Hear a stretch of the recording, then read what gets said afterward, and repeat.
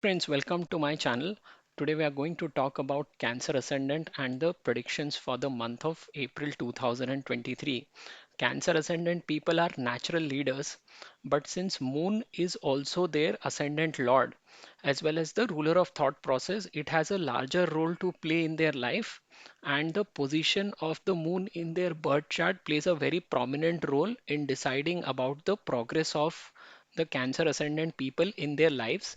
This dual role of Moon makes them prone to mood swings, and emotional control, along with a disciplined thought process, goes a very long way in deciding the quantum of progress in their lives. So, you will see that if the Cancer Ascendant people have a very strong moon in their birth chart, then they go places. Otherwise, this position of moon results in them living a very mediocre life. So, it's all about the position of moon in their birth chart that decides their progress.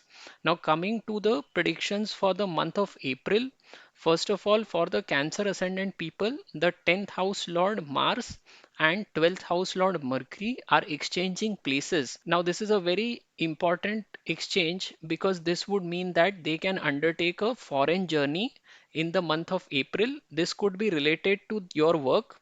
If you happen to work in the areas that are related to hospitals, not for profit, telecommunication, then this month will see you making progress at your workplace. Now, both Mars as well as Mercury are enemies to each other, and they indicate verbal conflicts at the workplace due to the aggressive speech that will be used by you. So, it makes more sense to take a restrained approach at the workplace and avoid any arguments in the month of April. Jupiter is the lord of service for you. It is the owner of sixth house as well as the owner of ninth house, and for you it is going to transition into the 10th house from 22nd of April.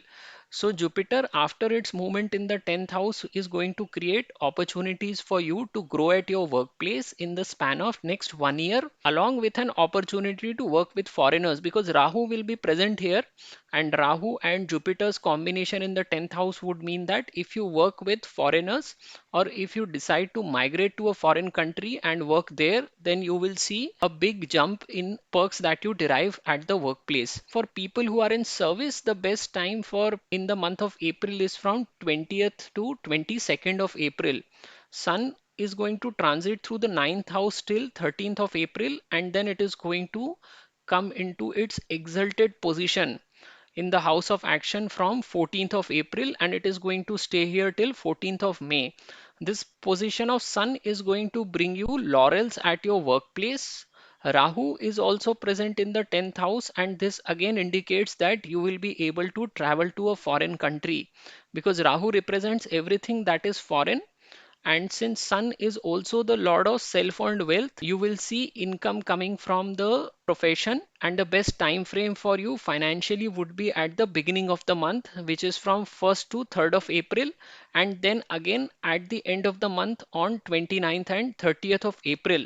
Sun is a fiery planet, and although fiery planet provides their results immediately after they enter a sign, all the planets degree wise are very powerful between 12 to 18 degrees, and sun will also provide results related to money matters while passing through these degrees in both the Pisces as well as in the Aries sign. For your ascendant, Mars is a highly benefic planet because it rules one trine house, which is fifth house, and is also the lord of your house of action. Mars is going to pass through the 12th house and is also the lord of education, speculation, and progeny for you.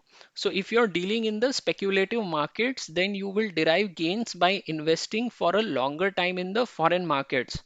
Remember, investing in the domestic market is not going to benefit you at this point of time. And if you do that, then you stay away from the market. The best time to contemplate, think, and take decisions regarding the speculation market is between 21st and 24th of April. And if you are a student, then 9th and 10th of April is going to be a very fruitful time for you. Time frame from 22nd of April to 5th of May is the time when you will get an opportunity to travel to foreign shores for your work related matters. If you happen to be employed in the sectors that are related to specialty chemicals, finance, petrochemicals or defense sectors, then you will find a lot of success on the professional front in the month of April. In fact, most of the people belonging to Cancer Ascendant have professions that are related to the areas that are signified by Mars. Venus continues to transit through the 11th house from 6th of April to 1st of May. It will be posited in your 11th house in its own sign. So you will see a real peace of mind coming to you after your desires that get fulfilled in the month of April.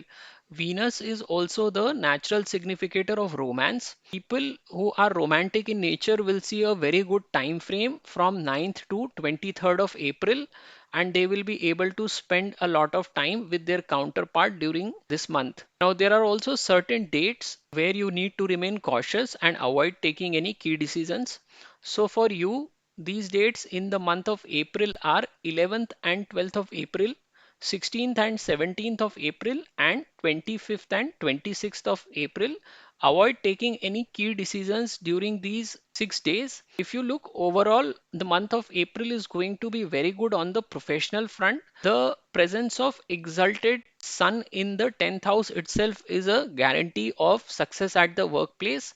But if you look at the other planets also, Venus is in its own sign, Jupiter is in its own sign, and Saturn is also present in its own sign, and all these planets are present in the visible orb. This month, anyways, is going to be very good for you overall. So that's the summary for you for this month. I would request you to subscribe to my channel, and thank you very much for watching. नमस्ते दोस्तों, मैं प्रसाद जोशी अपने channel में आपका स्वागत करता हूं। आज हम देखने जा रहे हैं कि कर्क लग्न वालों के लिए अप्रैल 2023 का महीना कैसे निकलेगा। देखिए, कर्क लग्न के लोग नेचुरल लीडर्स होते हैं।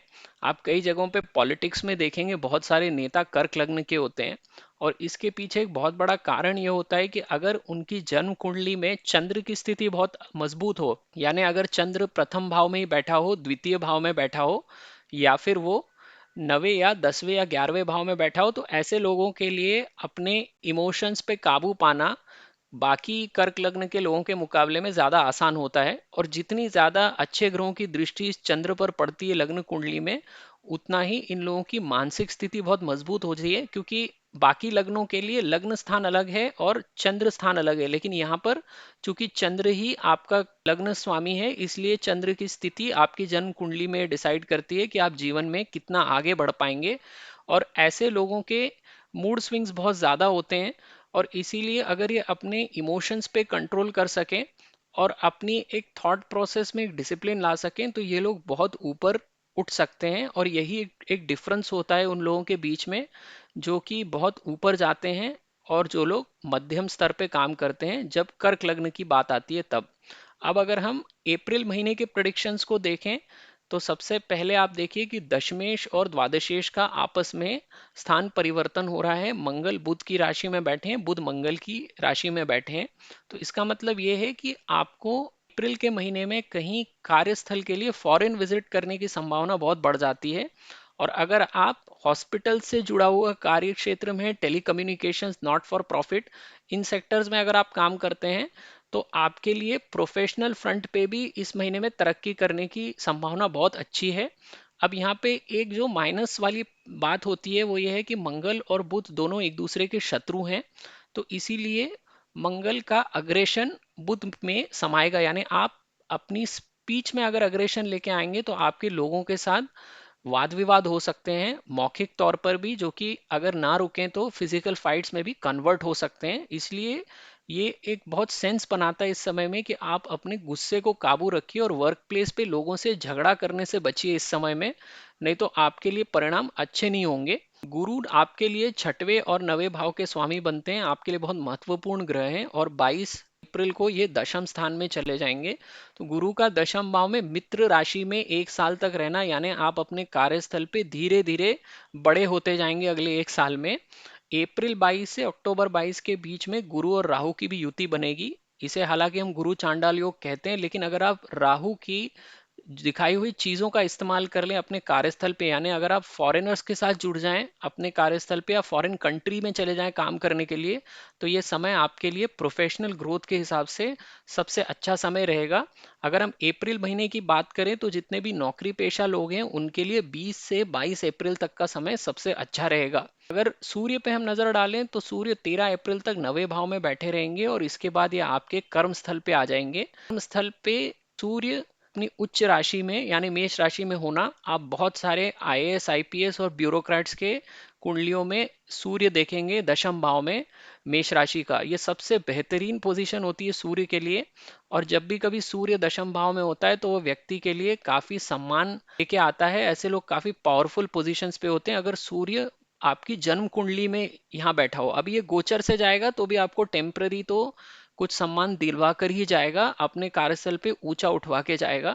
राहु भी यहाँ पे प्रेजेंट है। राहु आपकी फॉरेन कंट्रीज को दिखाता है, जितनी भी एलियन चीजें होती हैं उनको दिखाता है। तो यहाँ पे राहु का होना यानी आप अगर फॉरेनर्स के साथ जुड़ते हैं, फॉरेन जाते हैं, तो आप काम कर सकते हैं। देखिए ज्योतिष्य में एक ही प्रिंसिपल कई जगहों से दिखता है। यहाँ पे दशमेश और 12वें स्थान का आपस में परिवर्तन हो रहा है, ये आपको फॉरेन विजिट दिखाता है। कार्यस्थल पे सूर्य का मूव कर जाना 13 अप्रैल के बाद और राहु के साथ कंबाइन होना फिर से फॉरेन विजिट दिखाता है। तो आप एक ही चीज को कई जगहों से चेक कर सकते हो ज्योतिष्य में, और जितनी ज्यादा जगहों से वो चीज वेरीफाई होगी उतना ही उसके होने की संभावना बलवान होती जाएगी। तो अगर आप फॉरेन जाने का टाइम देखेंगे 22 अप्रैल से 5 मई तक का समय सबसे बढ़िया रहेगा फॉरेन कंट्री जाने के लिए। अब सूर्य आपके लिए द्वितीय भाव के भी स्वामी बनते हैं। द्वितीय भाव से आप स्वयं के कष्ट से कमाया हुआ धन देखते हैं। तो यहाँ पे आपके लिए जो फाइनेंस में सबसे अच्छा समय रहेगा वो महीने की शुरुआत में रहेगा 1 से 3 अप्रैल का, और उसके बाद 29 से 30 अप्रैल का। ये 5 दिन आपके लिए फाइनेंस की दृष्टि से सबसे अच्छे कहलाएंगे। देखिए सूर्य एक अग्नि तत्व का ग्रह है, और अग्नि तत्व के ग्रह चाहे वो सूर्य हो या मंगल हो, जब भी किसी राशि में घुसते हैं तो पहली 10 डिग्री में ही अपना तुरंत परिणाम देते हैं। तो यहाँ पे जो गौर करने वाली बात है कि चाहे कोई भी ग्रह हो वो 12 से 18 डिग्री के बीच में सबसे बलवान होता है। और इसीलिए जब भी सूर्य इन डिग्री से गुजरता है, चाहे वो किसी भी भाव से गुजरे, तो वो जिस भाव का मालिक होता है जन्म कुंडली में उसका परिणाम देता है। अभी सूर्य 9वें भाव से गुजरेगा या 10वें भाव से गुजरेगा, जब भी इन डिग्री से गुजरेगा तो अपना मालिक जिस स्थान का है उसका परिणाम आपको देता हुआ जाएगा। तो इन 5 दिनों में फाइनेंस के लिहाज से आपके लिए सबसे बेहतरीन समय रहेगा। आपके लग्न के लिए मंगल योग कारक ग्रह होता है, क्योंकि वो एक केंद्र स्थान का यानी दशम भाव का और एक त्रिकोण स्थान का यानी कि पंचम स्थान का स्वामी होता है, और ये 12वें भाव से भ्रमण करेगा। तो अगर आप स्पेक्यूलेटिव मार्केट में हैं, शेयर बाजार से संबंध रखते हैं, तो आप अगर फॉरेन मार्केट्स में इन्वेस्ट करते हैं, फॉरेन इक्विटीज में बहुत लोग इन्वेस्ट करते हैं, तो फिर ये आपके लिए लंबा इन्वेस्ट करके पैसा कमाने के लिए बहुत अच्छा समय है। अगर आप डोमेस्टिक मार्केट में ही इन्वेस्ट करते हैं, जैसे अगर आप इंडिया में ही रहते हैं और इंडिया के मार्केट में इन्वेस्ट करते हैं, तो आपको इस समय में इन्वेस्ट नहीं करना चाहिए। ये समय डोमेस्टिक मार्केट से पैसा कमाने के लिहाज से अच्छा नहीं है। अगर आप थोड़ा समय लेना चाहते हैं अपने लिए और सोचना चाहते हैं कि आप आगे क्या करना चाहते हैं स्पेक्यूलेटिव मार्केट में, तो 21 से 24 अप्रैल का समय आपके लिए स्ट्रैटेजी बनाने के लिहाज से सबसे अच्छा समय है। इस समय में आप लॉन्ग टर्म में कैसे स्टॉक मार्केट में प्रोग्रेस करना चाहते हैं उसके बारे में आप अपना प्लान बना सकते हैं। अगर आप छात्र हैं तो आपके लिए 9 और 10 अप्रैल का 2 दिन कॉम्पिटिटिव एग्जाम्स को क्लियर करने की दृष्टि से भी बहुत अच्छे दिन रहेंगे। और जैसा मैंने पहले बताया 22 अप्रैल से 5 मई का समय आपके लिए फॉरेन जाने के लिहाज से सबसे उत्तम समय है। जितने भी लोग कर्क लग्न के होते हैं उनमें से मेजॉरिटी लोग आपको मंगल से जुड़े हुए व्यवसाय में दिखेंगे। तो पुलिस में, डिफेंस सेक्टर में, फाइनेंस में, पेट्रोकेमिकल्स में, स्पेशलिटी केमिकल्स में, इन सारी जगहों पे आपको कर्क लगने के लोग ज्यादातर काम करते हुए दिखेंगे। एक नज़र शुक्र पे भी डालते हैं। देखिए शुक्र 11वें भाव में 6 अप्रैल को आ जाएंगे और 1 मई तक यहीं बैठे रहेंगे। और चूंकि यहाँ पर अपने ही साइन में है, तो आप देखेंगे कि इस समय में लोगों को अपने घर के माहौल या एनवायरनमेंट से काफ़ी सुकून मिलेगा। उनके लिए काफ़ी लाभप्रद समय रहेगा अप्रैल के महीने में अगर वो घर के मेंबर्स के साथ समय बिताते हैं तो। चूंकि शुक्र मूलतः रोमांस का भी कारक है या आपके अपोजिट पार्टनर का कारक है, तो उनके साथ भी अगर 9 से 23 अप्रैल तक आप समय बिताते हैं तो ये रोमांस की दृष्टि से भी बहुत अच्छा समय रहेगा आप लोगों के लिए। हर महीने में कुछ ऐसे दिन होते हैं जब आपको सावधान रहना चाहिए और इन दिनों में आपको कोई भी महत्वपूर्ण निर्णय लेना टालना चाहिए। तो अप्रैल के महीने में ये दिन है 11 और 12 अप्रैल, 16 और 17 अप्रैल और 25 और 26 अप्रैल। इन 6 दिनों में आप कोई भी महत्वपूर्ण निर्णय मत लीजिए। अगर आप कुल मिला के देखेंगे तो कार्यस्थल पे अप्रैल का महीना तो शानदार है ही, क्योंकि ये दशम और 12वें भाव के स्वामी का आपस में परिवर्तन, फिर सूर्य का अपनी उच्च राशि में जाना, ये सब कार्यस्थल पे प्रगति दिखाते हैं। लेकिन इसके अलावा भी आप देखिए तो शुक्र अपनी ही राशि में बैठा है, सूर्य उच्च राशि में बैठा हुआ है, गुरु अपनी राशि में बैठा रहेगा ज़्यादातर महीने में अप्रैल के, और शनि भी अपनी राशि में बैठा है। और ये सब आपके विजिबल ऑर्ब में है, यानी कि सप्तम से 12वें भाव में होने वाले ग्रह ज़्यादा पावरफुल परिणाम देते हैं 1 से 6 के मुकाबले में। तो यहाँ पे आपके लिए कुल मिला के भी समय बहुत अच्छा चल रहा है। तो ये आपकी समरी है अप्रैल के महीने की। आपको मेरा वीडियो पसंद आए तो मेरे चैनल को ज़रूर सब्सक्राइब कीजिए। वीडियो देखने के लिए आपका बहुत बहुत धन्यवाद।